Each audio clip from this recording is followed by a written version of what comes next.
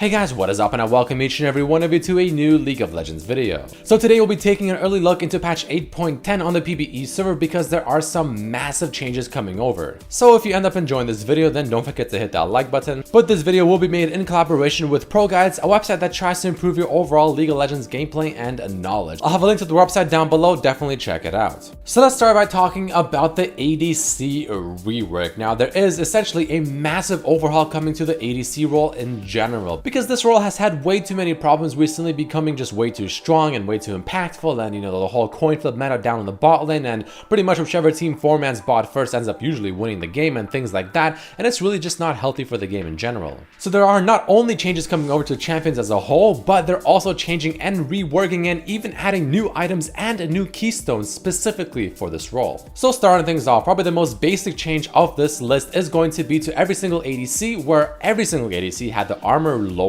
they had their HP and HP per level increased, but they've had the HP regeneration lowered. In other words, their overall defenses are slightly more general, so it's less good against each other, but better against things like Zarya or Nami. But like I said, that's just the most basic, boring part. Let's get into the actual juicy information. So starting things off, we have a completely new item. It is called Stormrazor. Now this one is going to be costing you a total of 3,400 gold, which is definitely on the more expensive side, building out of a BF sword, a pickaxe, a dagger, and almost 1,000 gold for the recipe itself. The stats offered are plus 65 attack damage, plus 25% attack speed, and 2 unique passives, one of which states, if you haven't attacked in the last 2.5 seconds, your next basic attack will critically strike, and the other one stating, unique passive, when you critically strike, gain 25% attack speed and 8% movement speed for 1.5 seconds. Now keep in mind, they're trying to mainstream the ADC role in general, right? Because at the moment, they state how if you get just Infinity Edge plus some form of ZEAL item, like maybe a Hurricane or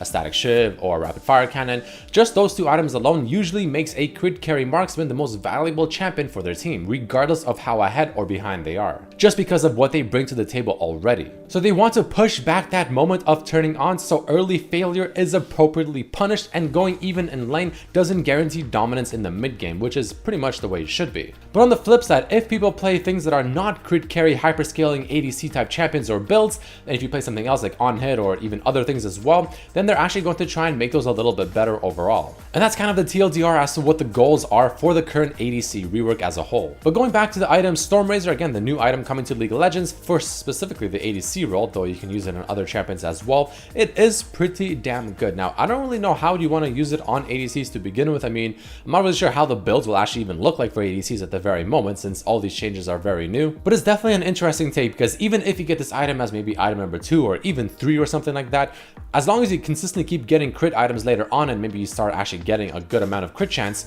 even then you'll still have the other unique passive where you just consistently get plus 25% attack speed and plus 8% movement speed for 1.5 seconds, which is pretty damn good regardless. Next, I want to quickly talk about the new keystone that'll be hitting the PvE servers called Halo Blaze, and it's going to be a domination keystone. It does the following: gain 50 to 100% attack speed for the first 3 attacks made against an enemy champion. No more than 1.5 seconds can elapse between attacks or this effect will end. And of course, Halo Blaze allows you to temporarily exceed the attack speed limit. It's very interesting that this is getting put into the domination path rather than the precision path, since it is of course an ADC tailored keystone as far as I'm aware. But the part where it says no more than 1.5 seconds can elapse between attacks is great, because it pretty much makes it so that only champions that actually have attack speed already in their kits and or of course having attack speed items can actually use this keystone, unless 50 to 100% attack speed is enough to kind of make that second part of it not an issue. But moving on, we also have some changes coming over to Last Whisper. Now the armor penetration on this item as a whole has been changed from being from bonus armor only to now being a percentage of the armor in general. So for instance, the Last Whisper itself, the base form,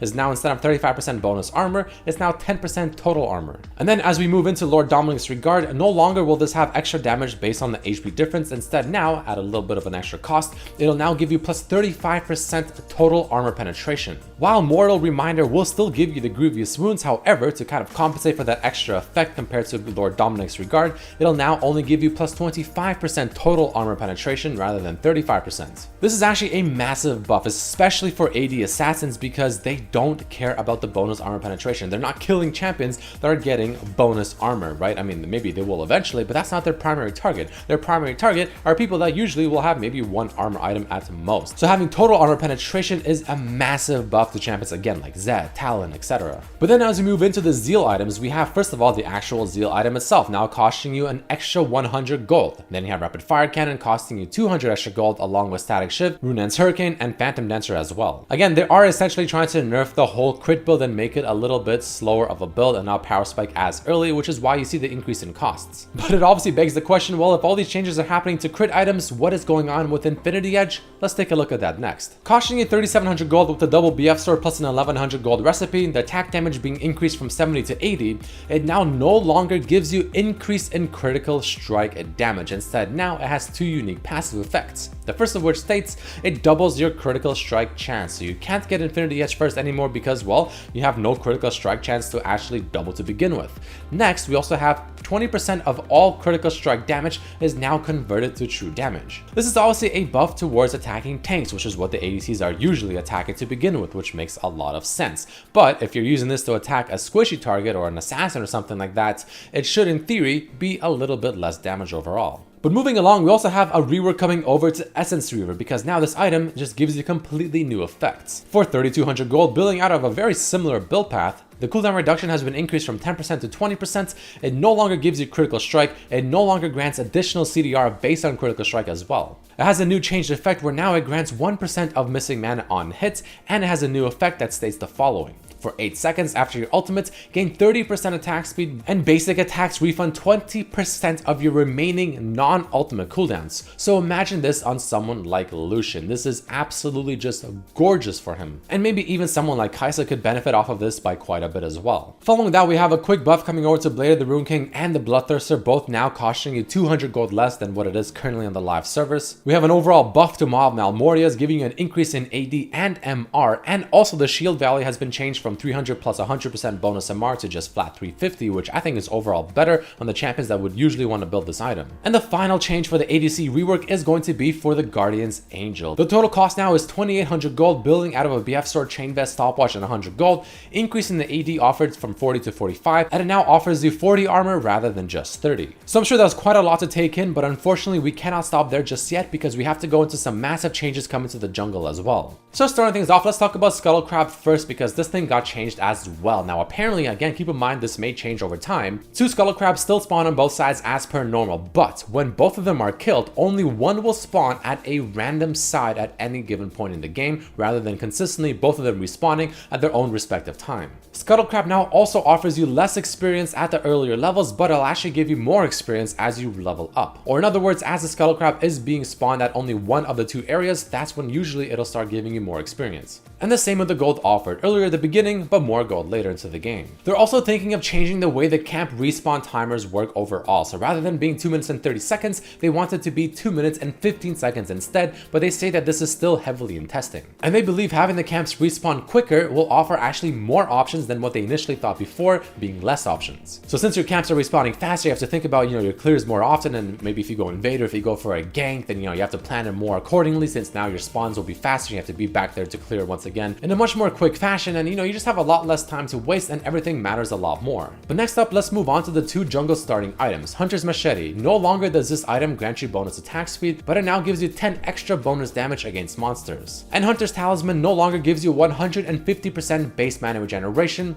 It now gives you 30 health steal rather than just 25, and it has a new effect that states the following: while in the jungle or the river, regenerate 8 mana per second based on your missing mana. And the final thing to the jungle changes is a slight iteration of Runic Echoes, because at the moment AP junglers are almost non-existent, and you can see here on your screen the current one that they're testing. The main differences here is now it offers you 10% CDR and 300 mana as opposed to what it does currently.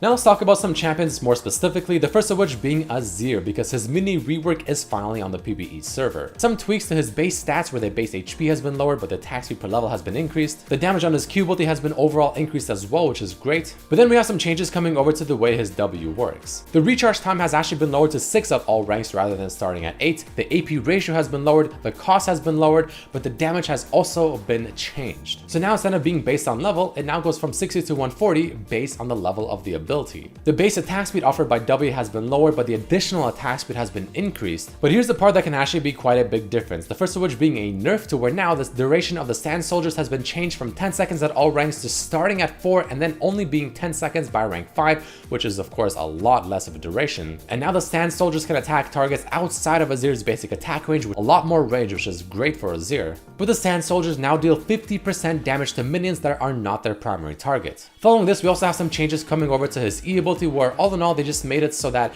when you do use it, it's much more impactful, but you can't misuse it because the cooldown has been increased by quite a bit. On top of also the mana cost being increased by a lot as well. And last but not least, the damage has been changed on his ultimate to be a bit better at ranks 1 and rank 2, but a bit less at rank 3. I'm also thinking of making an Azir Mini-Rework gameplay video from the PBE server, and if that's something that you want to see, then let me know by hitting the like button on this video. So let me know what you guys think about these changes down below for Azir. Following this, the Rise Rework is back on the PBE server. Now I believe it is actually the exact same as it was before, so I'm not going to go over too much. The only difference I can see is the fact that the change on his ultimate is actually no longer added. But again, that can all change on the PBE server, so it's nothing final. I'm not going to go over once again because I did talk about it before, so you'll see it on the side of your screen here if you want to take a look. And the final thing I wanted to talk about is of course a rework coming over to the Minion Dematerializer rune. It still acts the same, however, whenever you actually destroy a minion using this item, it doesn't give you extra damage to those minions. Instead, now it gives you bonus stats based on the type of minion destroyed. Melee minions give you armor and movement speed, caster minions give you magic resist and adaptive either AD or AP, and siege minions give you HP and also bonus damage to structures and epic monsters. But that right there is going to be it for this video, guys. If you enjoyed it, then definitely hit that like button. Make sure to share this one with your friends because there are of course quite a bit of changes. And other than that, guys, thank you all so much for watching. Make sure to check out my other videos as well, and I'll see you for the next one. Peace.